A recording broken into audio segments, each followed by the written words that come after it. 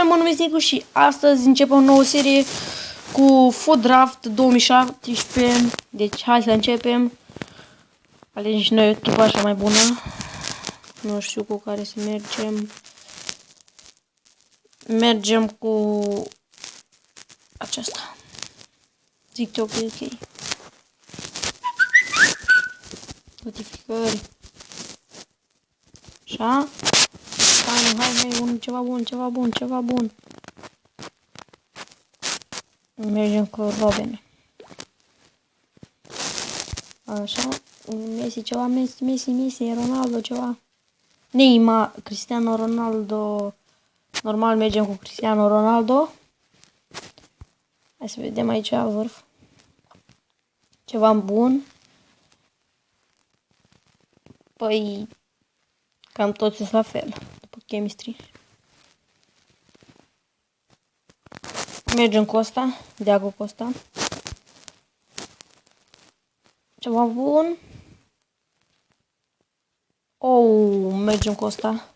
Pentru chemistry. Ceva bun.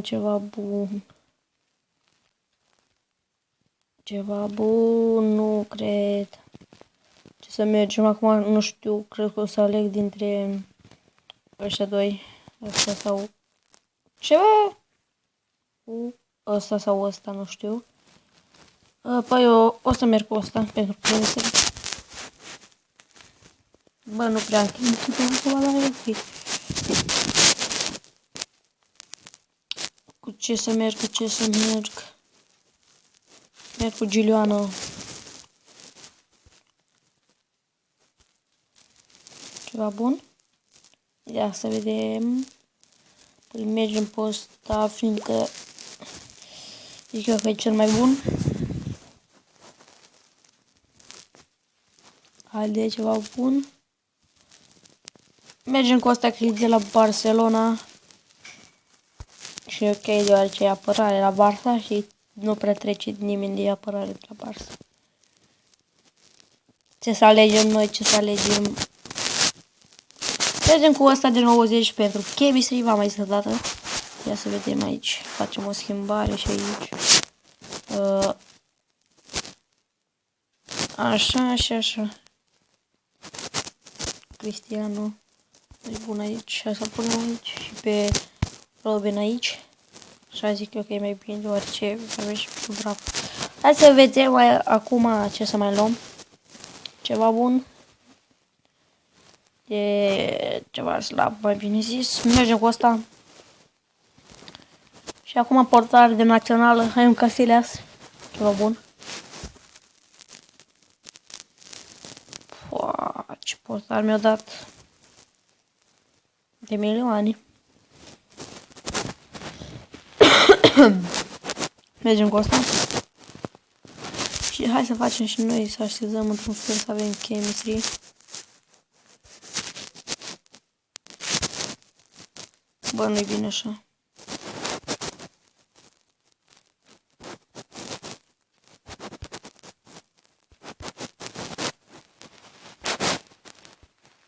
Bă, chemistry de cacao. Ia să vedem și echipele.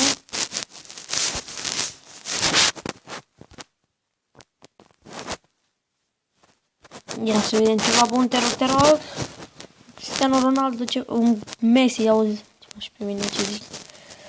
Păi, mergem cu portarul, păi eu zic să luăm unul mai bun ca ălalt, cred că luăm pe ăsta și nu înlocuim. Hai să mai vedem ceva bun. Mergem cu ăsta. Pentru chemistry v-am mai spus. Oh, ceva bun. Nu pot să le iau. Chemistry, păi o să-l punem și pe ăsta. Păi hai să... Nu e bun. Hai cu ăsta. Și pe ăstea doi, să vedem. Nu-i bine așa, nu-i bine deloc.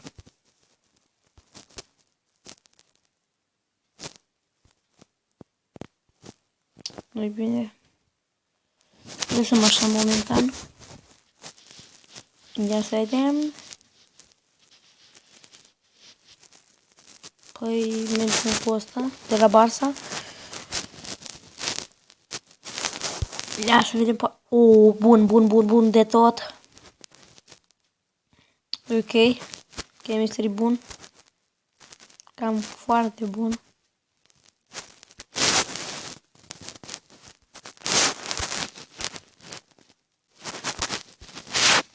Bă, aici nu prea avem deloc, dar hai să continuăm.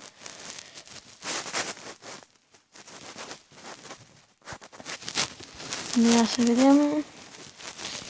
Păi mergem cu ăsta, tot de la Barça. Unde să pun? Hai să punem în locul ăsta. Bă, e bine așa.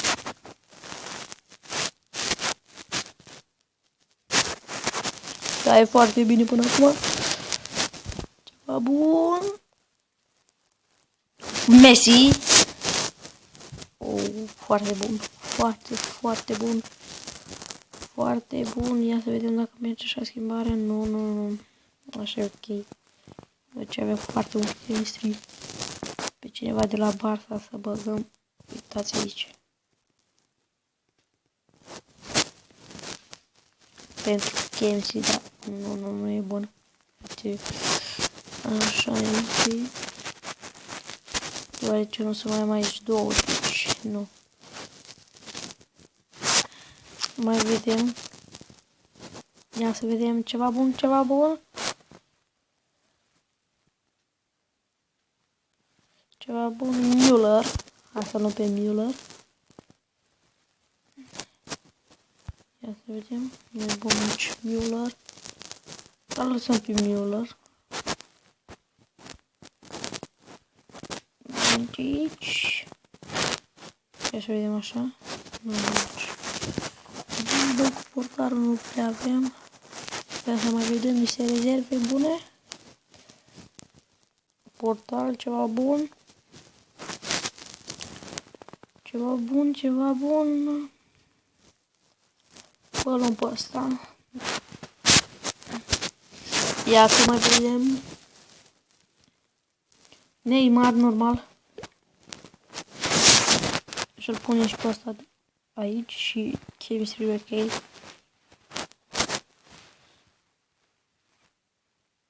Mamă, e bună echipa. Mamă, cea cam nu e bine deloc, dar luăm pe acesta.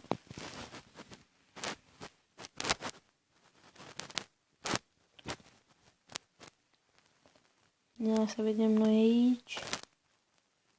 Luăm pe ăsta.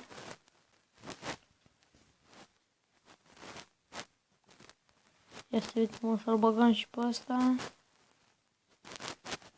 Bă, eu zic că aici nu e ok. Ia să vedem, face schimb. Ăsta, bă, nu e bun. Și ultimul, penultimul. Nu știu dacă mai sunt.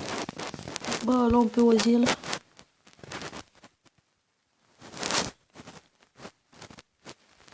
Îl punem aici pe Ozil. Și avem aceștia doi, au o pasă foarte bună. Aici dacă era Suarez sau ceva genul, era foarte bun chemistry-ul. Da, și cam asta e echipa. Ia să vedem portarul. Ia să vedem, încercăm pe toți, poate face o treabă ok. Mamă, e bună așa.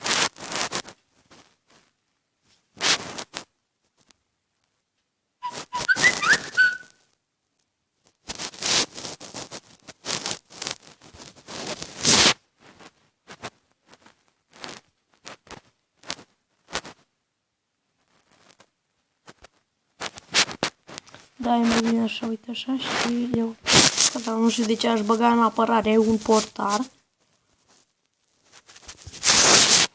Ia să mai uităm. Nu e bun. Deci cam asta e echipa. Ia să vedem. Finish. Da, e ok. Avem 5 playeri de la Barça, 9 de la Liga, nu știu cum, și 5 de la Barsayer, ceva genul. Și da, eu am fost Nicu, nu uitați de like, sus. Ia să vedem, bă, nu știam de asta, ia să vedem.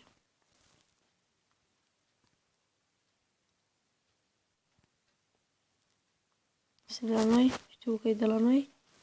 Termină prima repriză. My god, play iar. Bă, e gata. Ia să vedem mai dau. Finish, play iar.